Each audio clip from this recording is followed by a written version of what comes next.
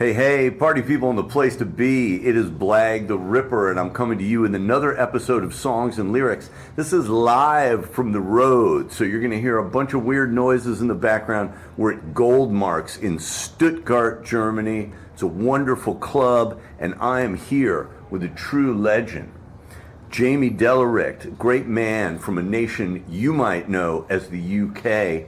Now, you got to tell me the name of your group again. It's a bunch of initials. It's JD and the, what was it? Well, firstly, Blag, good evening. Good evening. Let's get that out of the way first. Good evening. Good evening, sir. Good evening. Yes, JD and the FDCs and the fucking douchebag cunt. The fucking douchebag cunt. And that's why I love Jamie. I met Jamie many years ago. We were struggling to find a tour manager who could put up with the insanity and stupidity of the Doors on the road.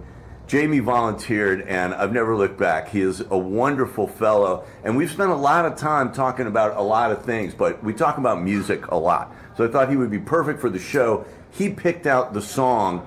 This is DGeneration, No Way Out, on Songs and Lyrics.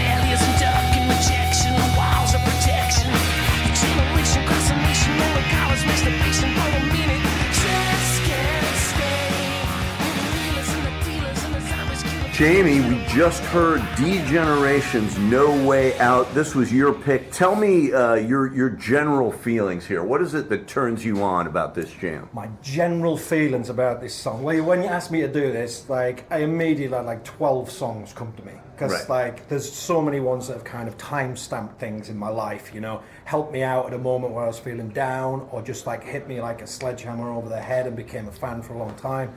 But this one just kind of rose to the top. It kind of, for me, encapsulates absolutely everything great about guitar music, about rock and roll. It's a perfect mix of, well, in fact, I describe them as glunk. Are you familiar with that genre? Glunk. Glunk. No, I haven't heard that one, Jamie. What is glunk?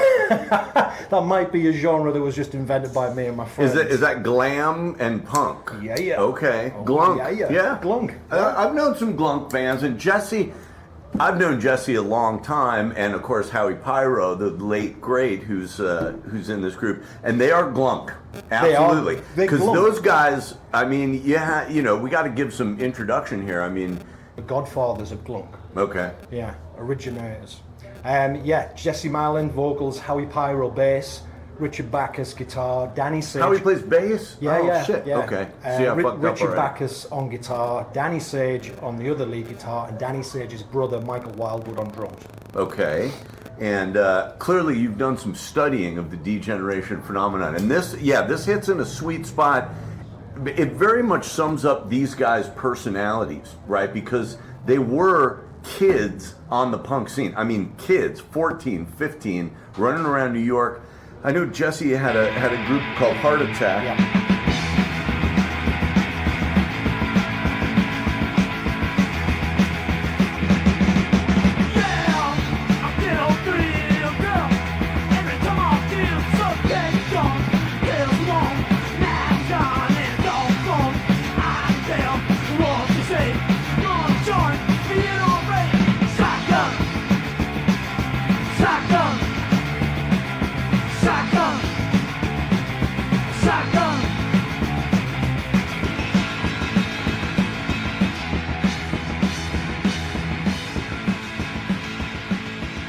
And how he's been in these places and these landmark moments in punk rock history, you know. He'd find himself with the Misfits and Sid Vicious's mum, you know. And he'd find himself in LA when things are happening, in New York when things are happening. I mean, just a genius guy, encyclopedic knowledge of not just punk, but like, you know, way back, like kind of your stuff, like pre-rock and roll stuff. I mean, no one knew more about music and rock and roll than Howie Pariah. Yeah, Howie. I really wish he'd written a book, man. Yeah, I mean, I did get to catch some of Howie's DJ sets, and they were a master class. You know, and we'll talk more about Howie. We'll talk more about Jesse, and especially Jesse now. But we got to get deeper into this song itself. I mean, here's what strikes me about this song.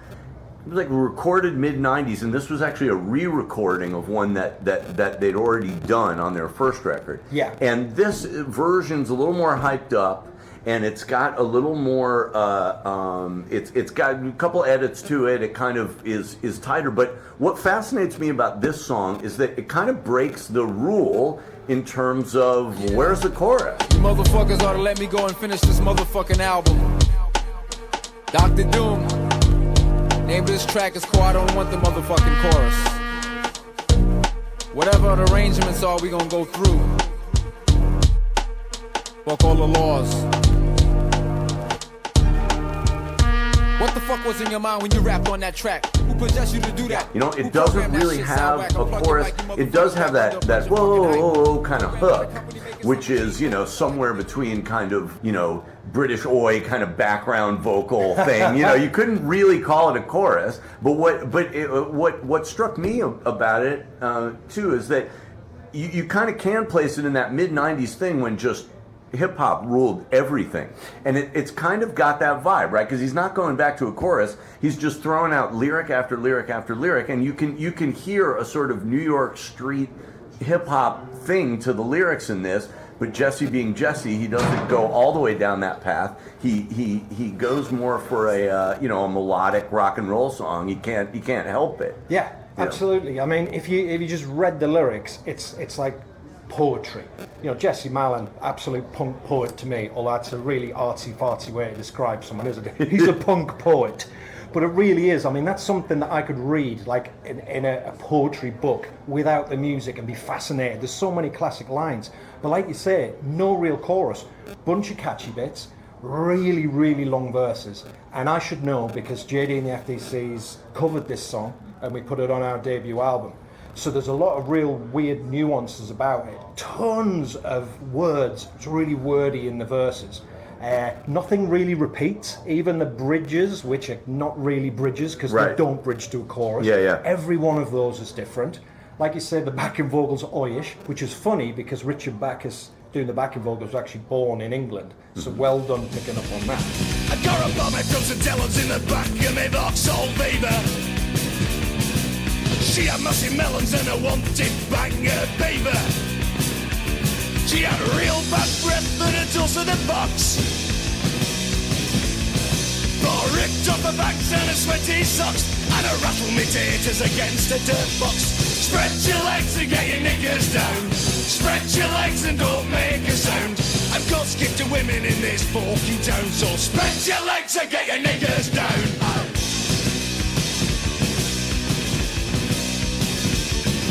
She said I was good looking and I looked a bit like George Michael. But she didn't want a fucking, she were on a minstrel cycle. And yeah, 1996, it was definitely a lot of hip hop happening in New York, I would imagine. It's the #1 crew in the area.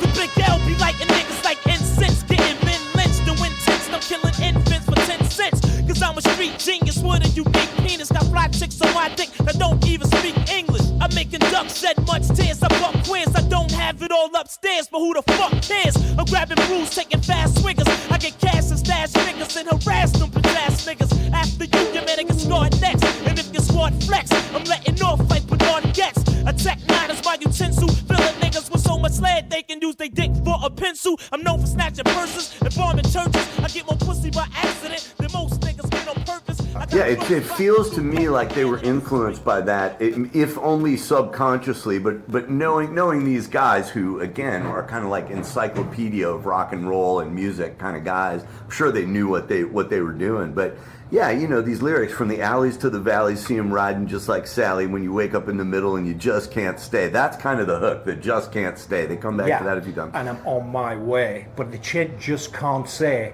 of the USA. Right. They change it every time. Nothing's repeated. Muppet Show? Get out of here! See, we've even got hecklers here in Germany, right in the middle of it. I've seen the movies and the groovies, and I'm searching for a ruby in the gutter with a promise, and I'm on my way. Send us all to high school and make us pray to statues so we hang on corners looking bored. Yeah, they go, you know, it's a standard 4-line thing, and then all of a sudden it's a 3-line thing. Yeah. Why, right? And they do that several times in here. Like when he gets to, I hate the local stiffness and all the capital sickness. You know they're waiting on a war. He doesn't reward you with that final line. You know what I mean? He goes for 3 instead of 4. It also kind of seems like a repository for sort of their in-jokes and stuff. Like, I feel like as I listen to this, that I'm not really even getting everything they were talking about. You know what I mean? Because there's some shit that's probably just aimed at each other, is what it feels like. Well, I've been lucky, much like you know. I've had this real blessed life. But all these bands that I listened to when I was younger and idolized as a teenager, I'd honestly say 90% of them have become my friends, much like you, Blag. You're my friend. You know? Well, I'd like to think so, Jamie. I would You're like a to great think man. so too, like Misfits and DGeneration and Swingin. It's just incredible. You're just a bug, you're just a bug, you're just a bug, they say they don't know what you want. You learn to fight, to buy your mind, cast all the limits, little minds and shoot spies. It says my time is come and gone, it says my days are done. It reads my pussy's at the top, it says I'm done. It says my wrongs, I'm not a rider, not a rider, not a rider, not a rider.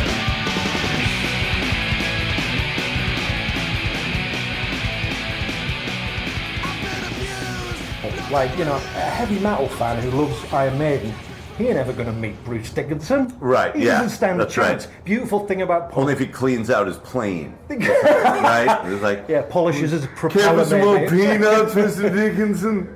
Bruce, can I polish your propeller? Well, and that's the thing that I'm always fascinated with, these glunk kind of groups, right? Because, you know, Jesse and Howie both, and again, I don't mean to give short shrift to the rest of the guys in the band, but those were the guys that I knew. Yeah. And you know, they have that quality of, they come from punk rock, so they just must be approachable. And Totally. they always are, and they always have been. And at the same time, their aspirations were to make that fucking money, get a big deal, and that's where the kind of glam side comes in. But they were never like dickly heavy metal kind of glam people. They were always more like, you know, real guys that came from real punk bands. And at the same time, they made no secret about their aspiration to have a funky hairstyle, fuck the cutest girls, make the most cash, you know. And that's really a spot where that punk kind of turned its back on the rock and roll side of rock and roll. And I guess that's sort of where the glunk thing comes in, right? I guess so. I mean, because like how a band looks has never been massively important to me, but these guys looked fucking fantastic. You know, great hair, you know, spikes and dreads. They've got the brothel creepers and the drainpipe trousers. They look fucking great. They look like a gang. I love bands that look like gangs. Yeah, absolutely. And they're definitely, now I was lucky enough to get to tour with DGeneration in America and for them to become my friends. You know, about the in-jokes and stuff. There's some great lines in this song there. Call us fags and call us phonies, but I'm making the Jamoni and you hate it because I shake it and I'm on my way. Well, I'm on my way.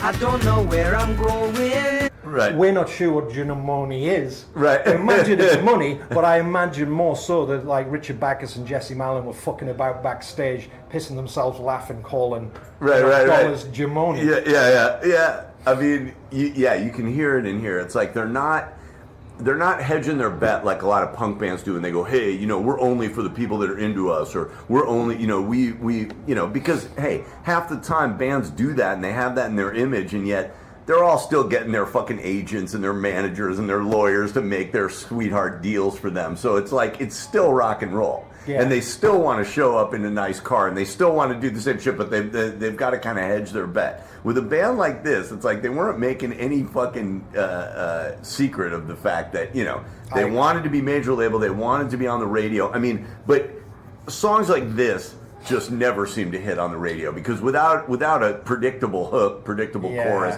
you're just not gonna get that. So I think it's interesting that, like, when they made their big leap for the big time, that they sort of intentionally went with this. I mean, it's you know, it's one of the two things. Like, I find it hard to believe they didn't get it. I think they knew they did, and they thought, we're on to something new, and this is going to take off as something new. Yeah. And, you know, speaking to some of the band members that I have, like, I remember Danny Sage, guitarist in particular, telling me, like, he's still really pissed off that the band didn't, you know, in inverted commas, make it. Right. He's pissed off. Right. I'm sure he won't mind me saying that. And like you said, they made no bones about it. This is from their second album, No Lunch, in '96, and it was already their second major label. And they re-recorded like 3, 4, 5 songs from the first album on this one. Clearly thinking, you know, and this is me talking here, not them, like, you know, we had something with these songs, but this label fucked it up for us. They didn't know how to handle us. There was a feed and frenzy to sign us. They got us, and then they fucked it up for us. So let's do it again. You know, I gotta second guess that, which isn't usually something I would do with these guys, but it's like, come on, you know, if you got to make the record and you thought it was good, and you had, you know, everything from real producers to, you know, to real distribution and stuff, don't go re-recording your shit. You know what I mean? It's just too early for that. It's like, the only people that suffer are your fans, because they want to hear something new. They're waiting and waiting. Then you put out the new record, and it's got a bunch of re-recorded versions of the old record. I mean, it's kind of like, dude, write some new songs. It's disappointed the fans, yeah, but we've also got to get inside of maybe the producers. So Rick Ocasek, if I'm pronouncing that right. Rick Ocasek, yeah, from the Cars. From the Cars, yeah.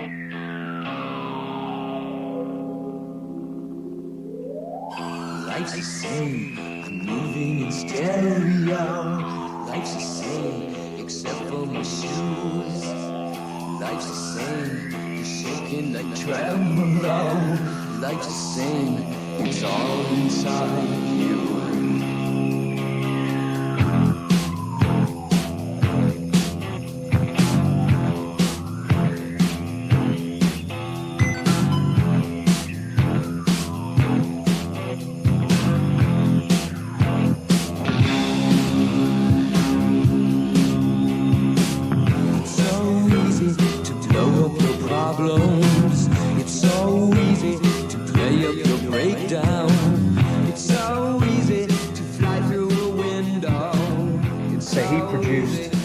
This album, that this No Way Out's from, and like you said before, the first version No Way Out was a bit more sluggish. This one that we played on the 7 show, minutes until dinner. Okay, thank you. Yeah, this one's just, it's got more energy, it's faster than the other one, there's more punch to it. So clearly, whether it be label, producer, band, all thought, no, this is a hit. This is going to be a single, this is going to get us where we want to be.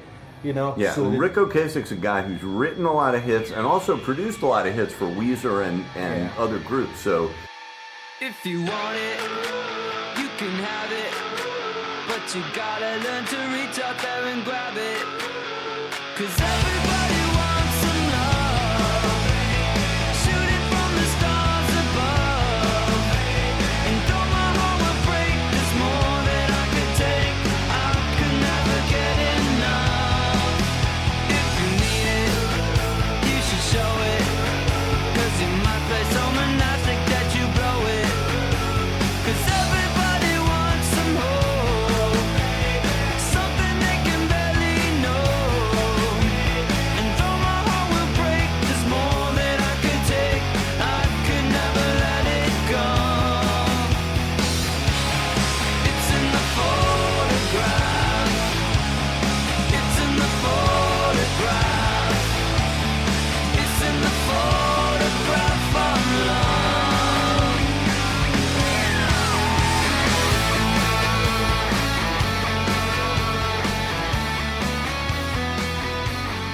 there's a preconceived notion here. There's no slack in this act, I don't know. For me, if I would have been sitting there with Jesse, I would have got, come on, buddy. Even if you could do a better version of this, it's not like the first one was a demo you had to do on a 4-track, right? But, I'm not going to sit around and bitch about it. It's a great tune, and but, for me, it's like, don't re-record your shit. The band that did that always infuriated me was the Butthole Surfers. Right. They made that first record of theirs, which was great, and then they basically re-recorded it. Now, maybe the newer version was cooler. I did the same thing when we made Lucifer's Crank. I said, this isn't good enough, so then we made Too In For A Warm Teabag. It was the same shit, and I just re-recorded it. So it isn't like I haven't made that same mistake, and I realized later, you know what? You get your shot, you do it, And with us, we didn't have any producers or a real thing. I mean, I'll bet you that first DGen record, in fact, I know it because I know Brad Cook was recorded that. And it was not like they didn't have pro people and they knocked it out. But either way, I mean, what fascinates me here, and this is a thing less about bands and more about songs, is the fact that they put this forward as this is going to be the hit. And it just fascinates me because it hits motifs, but it just doesn't get back to a hook, and that's just poison at radio. Radio is desperately always looking for a hook and not giving a fuck about your motif. What is it? Your one of your heroes, Steven Tyler from Aerosmith, once said, "Don't bore us, get to the chorus." Right. And I've had producer friends go if you want to get radio play, start with the chorus, because people switch off after 10 seconds or whatever. And you've got DGen playing around with us here on this song, so it's just about to take off. Just about to take off for the extra hooky bit. So I wonder, what do you reckon if they had, there's 3 or 4 really catchy bits there, but what if they had a super soaring chorus that comes in, maybe halfway through or something? It might have been completely different. But I kind of like it because it's subversive for me. Right, yes, exactly. It's we don't need a chorus. All our bits are catchy. Right, yeah. So, I guess we got to get to it.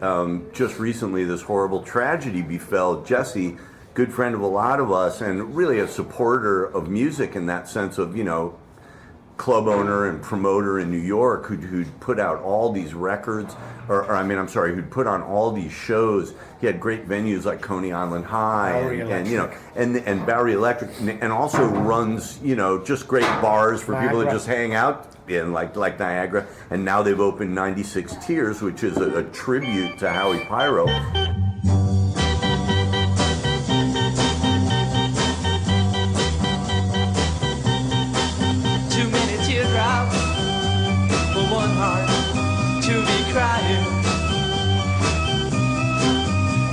Teardrops for one heart to carry on. You're way on top now since you left me. You're always laughing way down at me. But watch out now, I'm gonna get there. And, here's Jesse out with some friends, sort of low-key, to kind of, commemorate Howie's death exactly a year before. And he gets struck with this horrible, stroke. A stroke in his spine. Now, if you know Jesse, this is not a guy who's out there drugging and thugging and partying out. This is vegan, clean guy. Runner, and there's a lot of people, in other words, that I could see having something like this strike them, and Jesse's not that guy. But I'll go out on a positive note here and say this, and Jesse, I hope you're listening.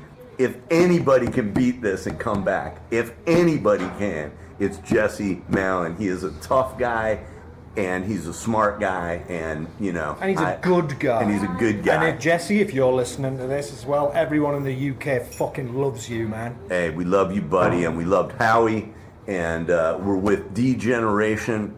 My good friend Jamie Delerict. We're listening to No Way Out by DGeneration on songs and lyrics. This song is brilliant, and it wasn't written by us.